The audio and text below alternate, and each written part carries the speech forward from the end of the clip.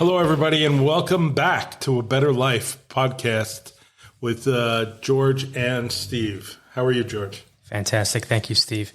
Yes, welcome back, everyone, to another episode, our second episode for that matter. My name is George Cow, and we have Steve here talking about all things relevant for our past week. Yes. First off, out of the gate, I have to say that I am amazed at the response. George and I have been talking about doing this for a long time, and we never pushed or took the extra step. I had all this equipment. I set it up, took a picture of it. George showed up, and then we put it together, but we got an amazing response. We got a load of downloads, probably more. If I said double, I'd be lying. We had way more downloads than I ever thought we'd have. And I have gotten some comments, and maybe I should just address them. First of all, our email address, if you want to reach out to us, you have comments and you have things you want to say to us. It is info@abetterlifegs.com. That's ABETTERLIFEGS.com. Our Instagram. Now, I made these, and George was just commenting to me, why didn't I make them all the same? I have no idea. The Instagram is @abetterlife_podcast. X, formerly Twitter, which is what everybody, even the company says, formerly Twitter, when they post something, is @abetterlifegs. Facebook, you ready? It's a.better.life podcast. Who knew? And then we would also like you all to follow or subscribe on any of the major podcast outlets that you listen to your podcast. We have a lot with Spotify. George, most of our recordings our listeners were Spotify. That's right. I think we launched right on Spotify first, and it really took off surprisingly well. And I can only say thank you. Thank you again for everyone who supported us and given us so much positive feedback. It really means the world, and we'll try to do our best. We will try to do our best. So just to be complete, we're on Apple Podcasts, Spotify, Amazon, iHeart, Intune, and a load of other smaller ones. If you have any question about it or something you want us on, please send us an email, and we will make sure we get listed on that. But we're on all the major ones, and that was the major list that I just gave you. Yes, Spotify was definitely the biggest hit of the time. The moment I got done editing it and posted it, Spotify approved it quicker than everybody else. There were a couple listeners right out of the gate, like I said. So it really caught us by surprise, but nice to have. There were a couple things. We did what we did last week. We had dinner. It was my turn to cook. And tonight we had habanero chicken, which is basically my habanero rub on chicken thighs. And then I also made drop biscuits and sausage gravy. Old school, half South, half barbecue, half Mexican kind of meal. It's something I make all the time, and I knew George would like it because it's definitely something he doesn't eat all the time. Yeah, I didn't like it, Steve. I loved it. It was this hodgepodge of a variety of different cooking disciplines, and it really just worked. Very surprised with the drop biscuit. That's my first time ever trying something like that. I had to ask a variety of questions to Steve because I'm not so familiar with Southern biscuits, but every time I've had it, it's been somewhat laminated and there's layers, so you pull off from the top and it's like this muffin top thing. But this particular biscuit that you made today was almost like it looked like a cauliflower head, and it crumbled and it was flaky but moist in the center, smothered with this delicious white gravy. The sausage, I noticed a little bit different from what I've had before. I think most times I have it with a breakfast sausage, which is usually sage.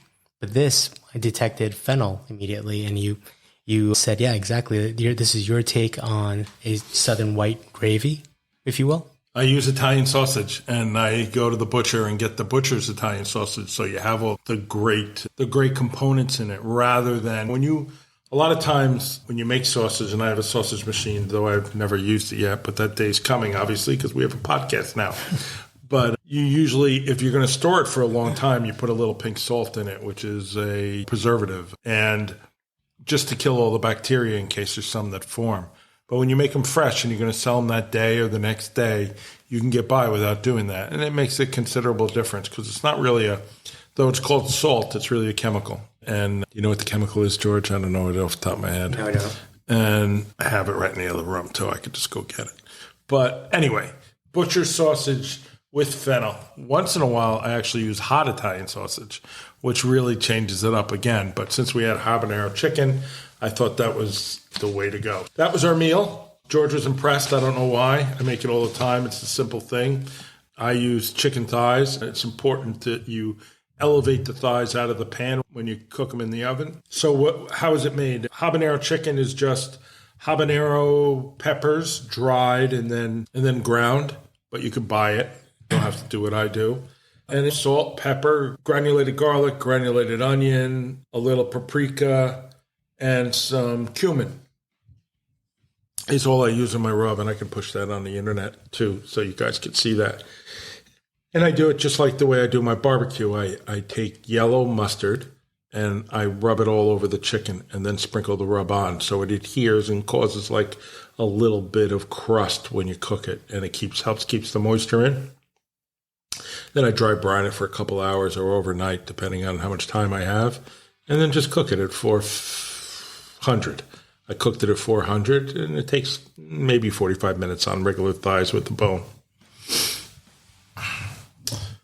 But it works. It tastes great. It lasts in the refrigerator, but it'll still be hot. You could try it out on somebody you work with and watch them squirm, because it is hot when you first get it. For some reason, my habanero powder, it's hot when you first eat it, but it dissipates real well. Matter of fact, I make it for a restaurant up in Peekskill. He likes to use it in his restaurant when he makes wings. So I make it from him once in a while. And then we still haven't had the dessert yet, which is panna cotta. Looking forward to that. Yeah, Definitely. and roasted strawberries, which are a little different. Everybody makes them in a pan. If you make them in the oven, they're better. They're macerated with sugar. That's the right word. Macerated with sugar, and then add a little vanilla in it, and the strawberries become amazing. I always make a double batch because everybody always wants more strawberries. And big deal, you have a little left over, you can put on a little vanilla ice cream, which I am going to start making ice cream for this podcast coming up too. So that's all in the works. So we have a lot of things going on. I don't know, you want to start somewhere, George? That was a nice recap. It was always nice talking about what we just ate. I'm looking forward to the panna cotta. I'm looking forward to the strawberry compote. And yeah, let's see. So there were a couple of things, if you want me. There were a couple of things. I got a few questions, and there's about a couple of things. One of them, last week we spoke about Woe Hop, and I got a lot of emails and even phone calls about Woe Hop. So what I didn't say is where it is. Woe Hop is in Chinatown at 17 Mott Street. It's been there forever. Matter of fact, what I didn't know, I had to look it up to check the address. I know how to get there. I just never knew what the address was. That it's the second oldest restaurant in Chinatown, which I didn't know. And you have to go down a long flight of stairs that's in the basement. And also that it won the James Beard Award for American Classic in 2022. I didn't know that either. So I learned a few things when I looked it up. I urge you, they said business has been off after COVID than it is before. Actually, what the manager had said, it's been 70% off. I'm sure it's not that way anymore, but it's probably still pretty slow. The other thing that I got questions about from my good friend PLP, if you're out there, PLP, I don't want you to think I forgot you, is he asked me more about sourdough bread. And others have asked me about sourdough bread, and I wasn't maybe clear enough on exactly what it is. So sourdough, and strangely enough, I started making, how you start to make sourdough bread is you start to make a starter. And a starter is sourdough is a naturally leavened bread.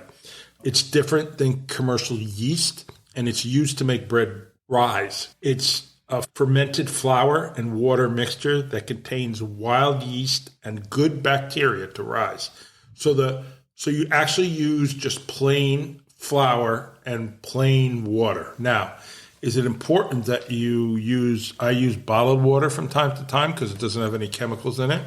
That may affect the bacteria growing, or I filter it and then use that water. And just remember, heat makes it go faster, so don't put it in a cold spot. And you can easily start with 100 grams of flour and 100 grams of water and start mixing it together. And after a while, it'll bubble. And every day you have to feed it. You take half of it out, you put 50 grams of water and 50 grams of flour in. Every day you change it. Every day you take half out and change it. It will expand. It will grow.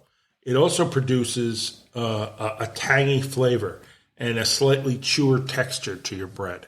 So wild yeast has more flavor than commercial yeast.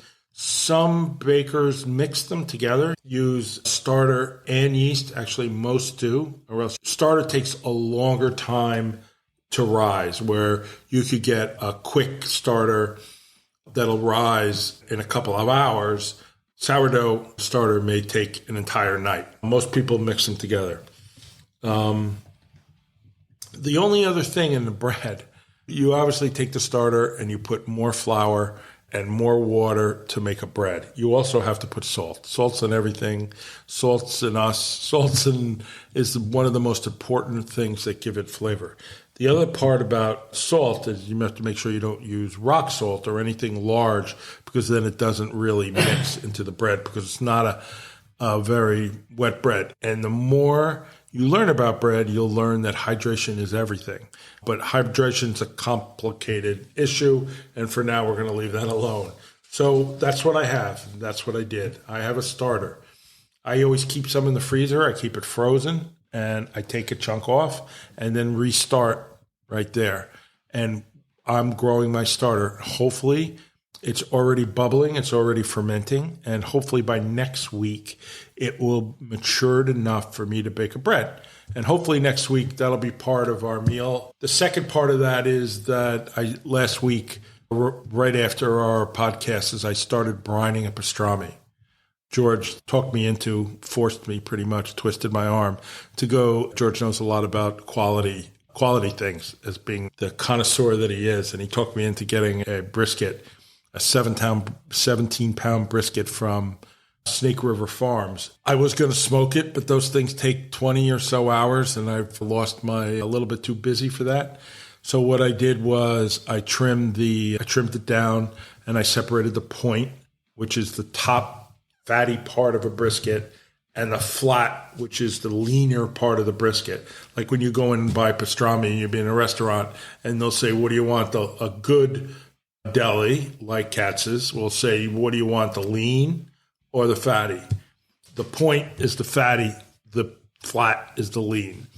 When I do it, doesn't matter what it is, they both come out juicy. It's just the way it's done. I've been brining that with a mixture over the week, and next Friday, I'll pull it out, wash it off. I'll put a crust on it, which is basically made up of toasted black pepper, mustard seeds, and coriander that I take and toast and then put it in a seasoned grinder, and grind them up and then apply them on the meat, which gives it a whole nother level of flavor, and it smells amazing. Matter of fact, in my apartment and all the apartments on this floor and some of the ones attached to the elevator all smell like it after I make it. So that's on for next week. Hopefully we're going to talk about pastrami. We're going to talk about the sourdough bread this week, and maybe a grilled cheese in there somewhere or something like that. Yeah, what do you think? We've been talking about the new topics: grilled cheese, sourdough, maybe pizza.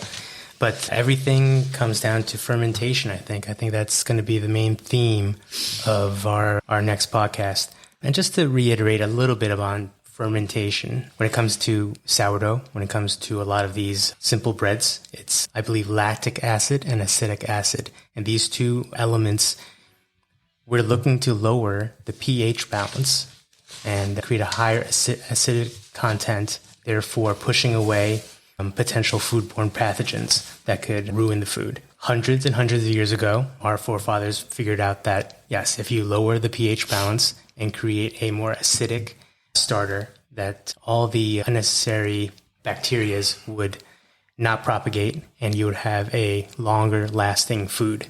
And I think moving towards a more artisan approach, getting away from mass produced big, corporate America, big food companies, were able to commercial bread, which is all made. Years ago, I used to represent the Bakers Union, and one of the things that the companies used to tell me was that it's so competitive that they can't afford to make bread the way they need to. They use chemicals. And our things we buy in the store now are completely made out of chemicals and not really the products. I didn't mean to interrupt you, George. No, not at all. But it doesn't go bad, which is positive in one hand, but it's clearly a negative in the health conscious aspect of things.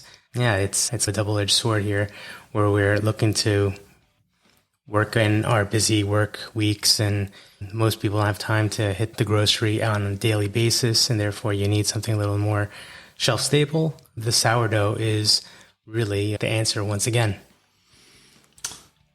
I love sourdough bread. Every time I make it, the crust is incredible. I'll go more into it next week, but I place it in something to keep it moist because it's the moisture when you're cooking it that helps that crust actually get that crispy texture to it.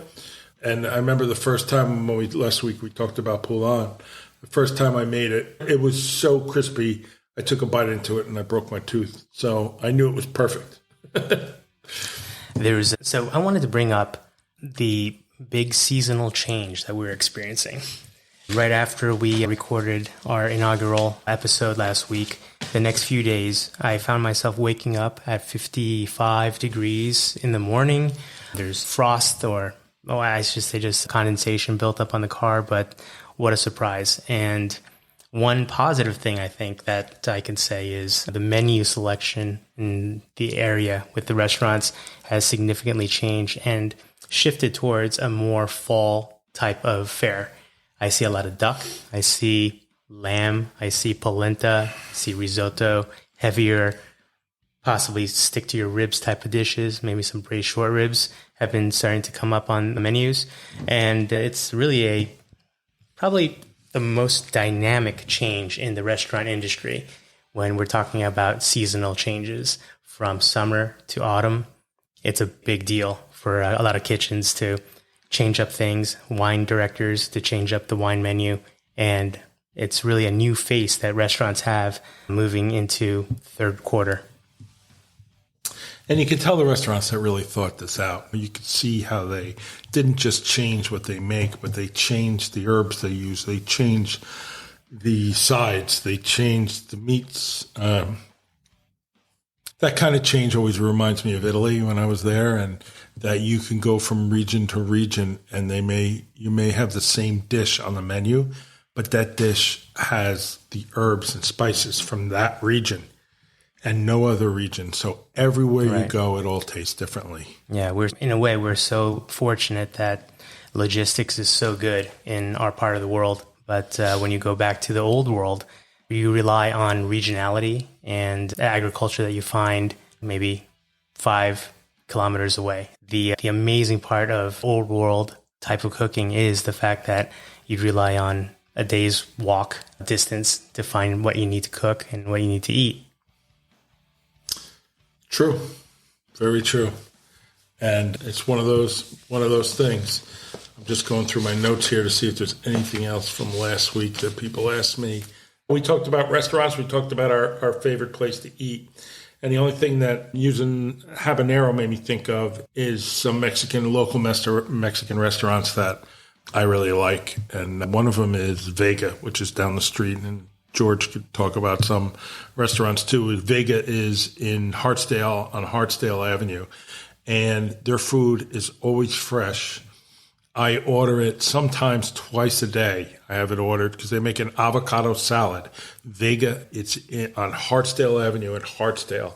So Vega has just a great menu. They have these habanero wings. That's the first thing that made me think of it. And they're so good, but sometimes they're scorching hot, which doesn't work well for work. But the rest of the time it's good, and you have a drink, you're at the bar. They're great wings. And also they have an avocado salad that you can get it either with steak or skirt steak that's marinated. It's fantastic. Also shrimp and also chicken. So I love it there. And the other one is a place in Scarsdale called Papajito. They have a great menu. The food's made with quality. The gentleman that owns the place, his name is skipping by me at the moment, but it's definitely a place to try out. He has brisket chili that's scorching hot, good. A lot of different things. And even as simple as, like I said, like his chilies, everything there is just great. The fall brings me into noodle soup. We have ramen, we have Vietnamese pho, and I think it was the pho restaurant. Correct. On Central Ave that we love going to. Saigonese, I think, serves some of the best Vietnamese soup.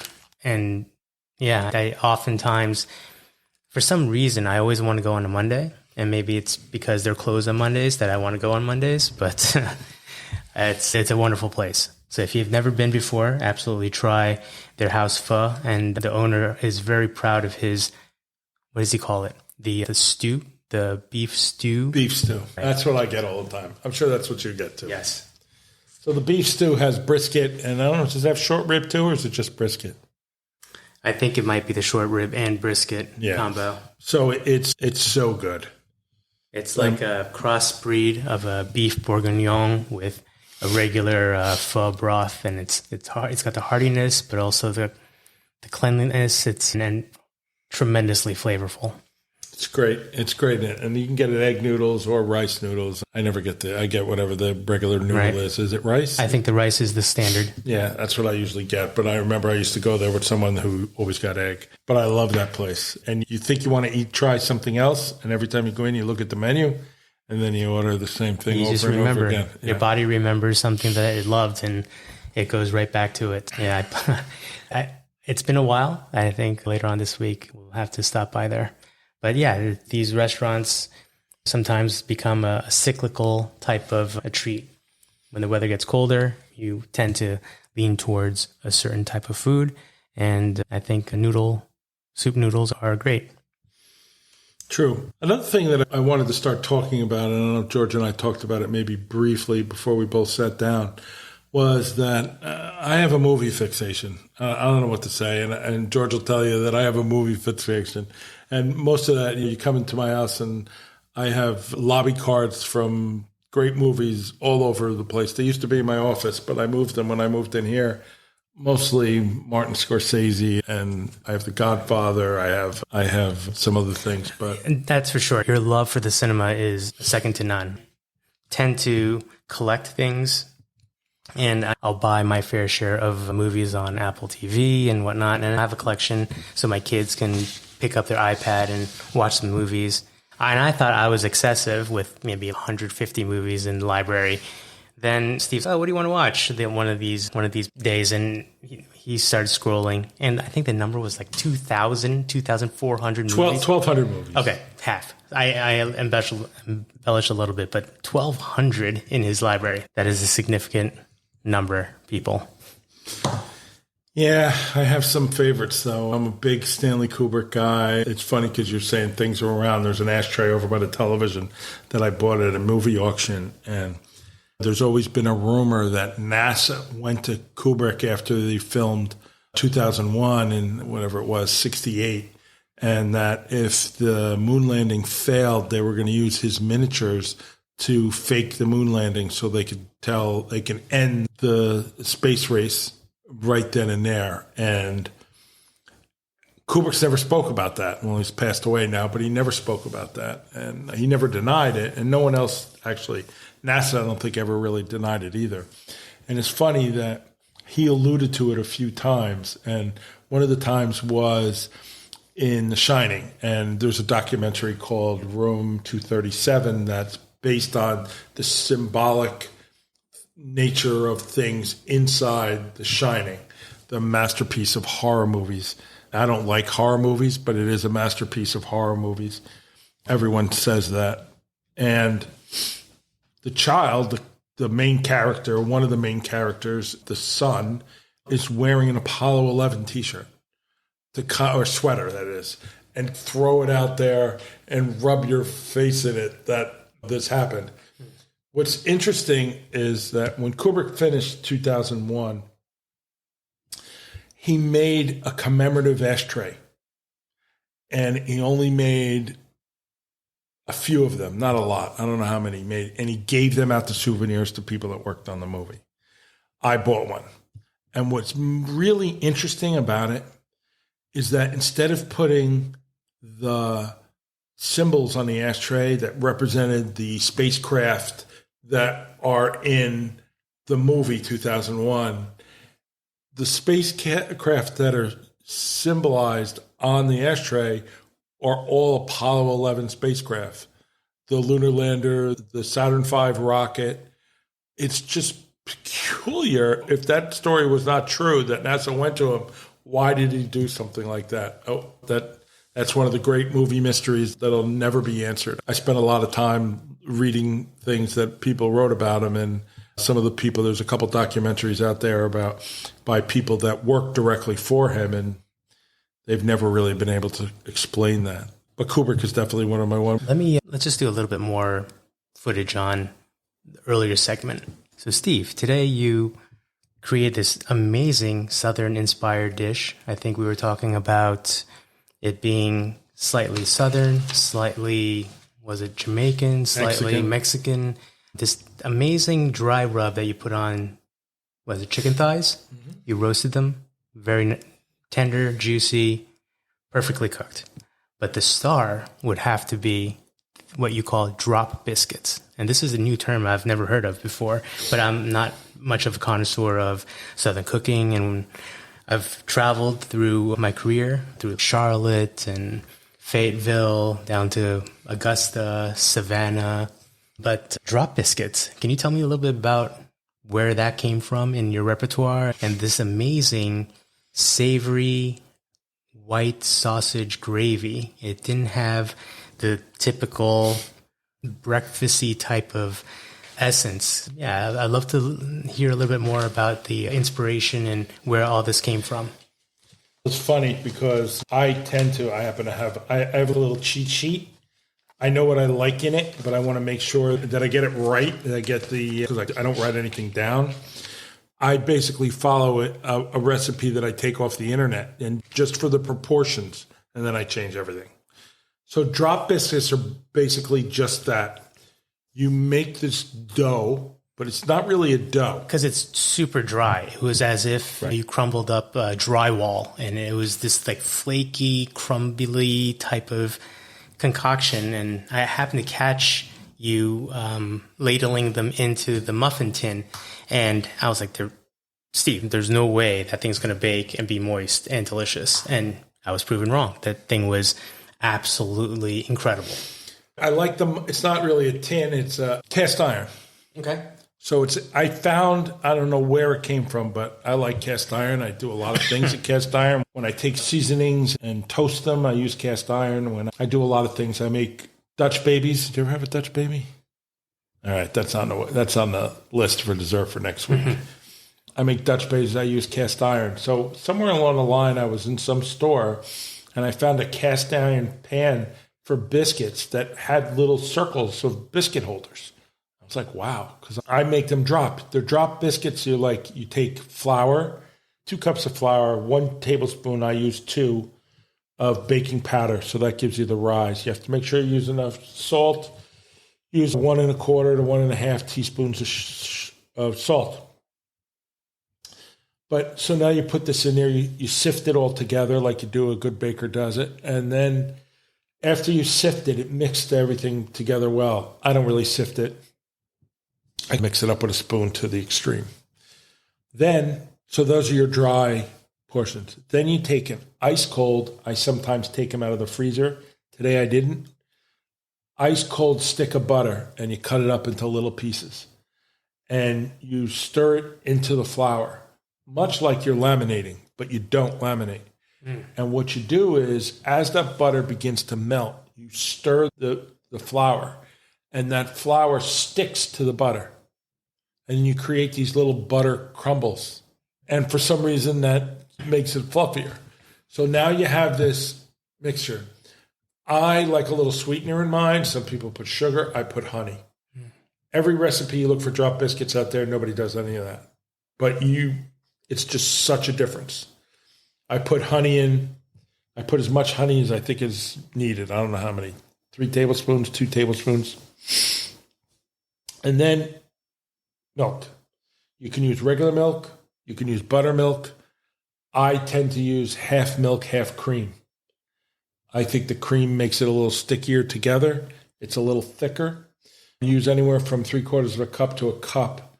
And this time I used 1 1/4 cups because I thought it was a little dry, just like you did. And it makes, when you mix it all together, and you can't overmix it because you just want to get the flour hydrated. So you're folding it in on each other. If you mix it too much, it's going to be tough. Same thing as too much gluten. So because you're turning on the gluten. It works the same way with cakes. I know no one knows that, but it works the same way with cakes. So you mix it all together, and once it's together, you let it sit a little bit because the butter's going to melt a little bit, and then the flour is going to hydrate a little bit more. And then it becomes this light, fluffy thing. It looks dry. It's not. Not at all. This thing was piping hot, moist, steaming when you tear it open. And it looked like a miniature cauliflower head. Or it reminded me of something like a freshly baked Yorkshire pudding. But it was biscuits. And right next to the pan, we have this glorious sausage-studded white gravy. Okay. And that was the highlight. I really enjoyed it. Can you tell me a little bit more about the sausage gravy? So sausage gravy is traditional Southern thing.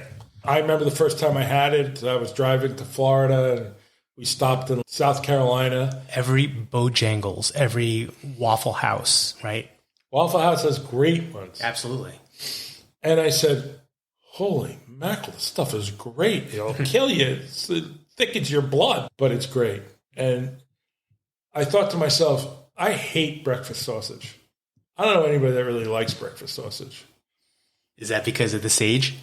I don't know why, but I don't really like it, especially in food. I don't mind it with eggs, but I don't really like it in food. And I don't really like it for breakfast. I like it for breakfast. dinner. Breakfast. What about, let's say, maple syrup breakfast sausages? Is that something that dislike, or? I think there's too much going on. Okay. I think the thing about Southern cooking is it's straightforward. I think it's simple and it's straightforward, and it's made with people, with things that people have in their house. You know what I mean? Accessible, but used correctly. Correct. With purpose. So there you take, and this is interesting. So I used Italian sausage. I'm sure every household in South Carolina has Italian sausage in their house. But in my house, that's what we had. So that's why I originally used it. Because I used to want to cook something. I love to cook, but I didn't do it that often. And the key to Italian sausage is the finocchio, the fennel. Yeah, that's right. And we had Italian sausage, so I substituted it. And what you do is you brown the sausage, and then there's a little bit of fat. It's not supposed to be so much sausage. No casing, right? You take it out. Take it out of the casing. Tear it up. And you tear it up, and you're supposed to use a pound. Most recipes, I use 1.5 pounds. I'm Italian. Two sausages. 4 sausages aren't enough. You need at least 6 or 7. So I brown this sausage, and once it gets browned and there's no pink in it whatsoever, you have the fat in there. And, of course, Southern cooking, when you have pork fat, what do? You throw 2 tablespoons of butter in it and give you a lot more.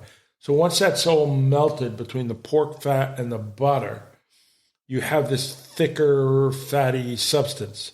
So what do then?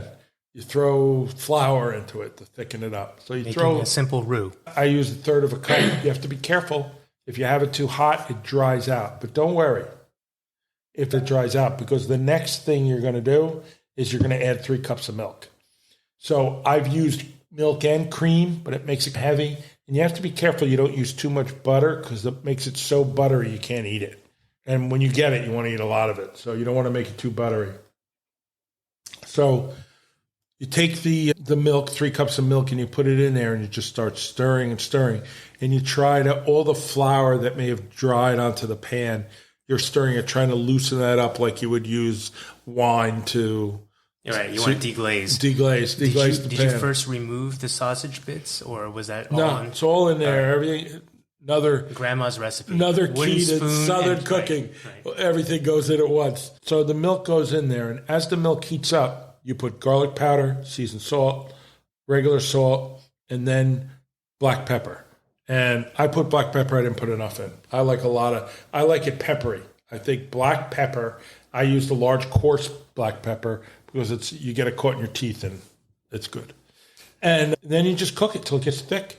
And then as you cook it down, all those flavors combine and become into this thick gravy. So as George knew exactly what to do, you could think he was from the South.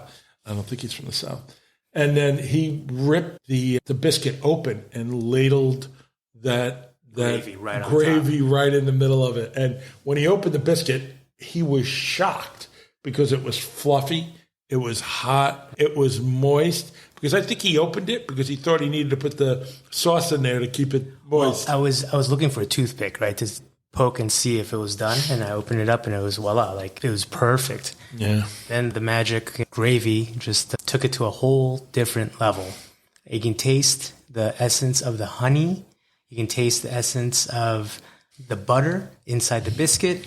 And when you pair it with this savory sausage fennel gravy, man, that was really something. And it worked perfectly with the habanero chicken because we all know sweetness and spiciness is a tremendously powerful pairing. And it just so happens that those elements were right there on the plate. We're definitely going to post the recipe and pictures of tonight's dinner. But yeah, please make sure you visit our Instagram page, our Facebook page, or the Twitter page, X. Yes. So one last thing about the biscuits and gravy. What I really like, and if I make it for breakfast, and I have some friends that when they have company at their house that visit them from South America, they make me come over and cook that for 20 people. Rightfully. But what I do for breakfast is that I poach eggs.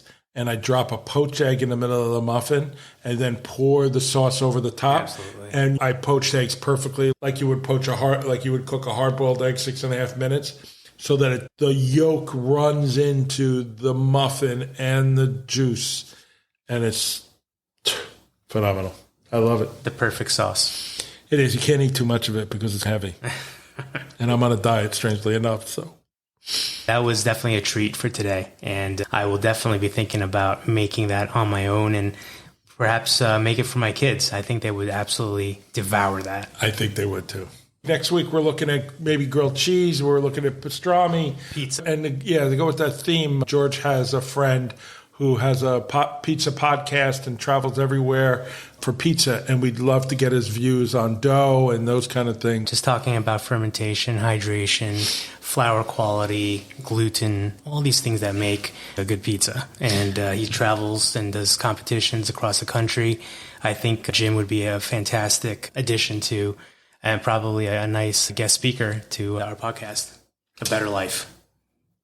Yep, and also in the future... We were talking about restaurants from Japan, and I have a friend who just got engaged in Japan, and they went to, is it Jiro? Is it pronounced? Jiro Sushi. Netflix. And they heard us talking about the best meals we ever had, and strangely enough, the one that I mentioned was her father's birthday party. And they listened to George, and so they went there.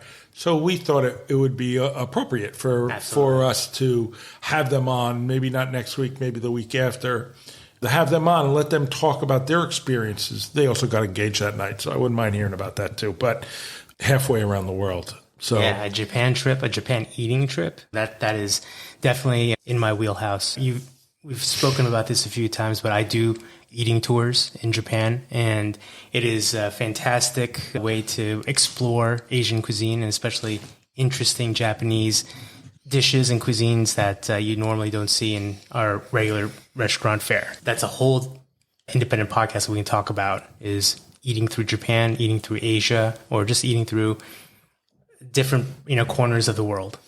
It's funny because we talked about doing a few special podcasts, maybe not in the regular turn of events, but no specific length, just about what we want to talk about, even if it's just a few minutes. So that's one of the things. I think we're going to do some special ones on eating or whatever. We also, George and I started cooking for people, small dinner parties, 6 and 8. We did one, you heard a little bit about the wine party that we had. We didn't do the wine, but we did all the food. And we've had a lot of people come to us. So we're going to start doing that, we hope soon. And I'm always smoking every once in a while. So please reach out to us at info.betterlifegs.com or on any of the, let me go back and get the that's list. right. It's info@abetterlifegs.com. Correct. And then on Instagram at @abetterlife_podcast, on X at @abetterlifegs, and on Facebook a.better.life.podcast. I'm sorry, no dot for the podcast. I think if you search a Better Life podcast, you're going to come up with it. There is other Better Life podcasts. Ours happen to be A Better Life with George and Steve. I think that's it for today. Sure. Unless there's anything else you want to say. Thanks again for listening to A Better Life with George and Steve. I am George. I am Steve. I hope to hear from you. I hope you're going to listen again. And I hope you're going to subscribe. And I hope you're going to follow. And please get on our mailing list and take a look at our website, even though it's not done yet. All right. Have a good one. Have a good one.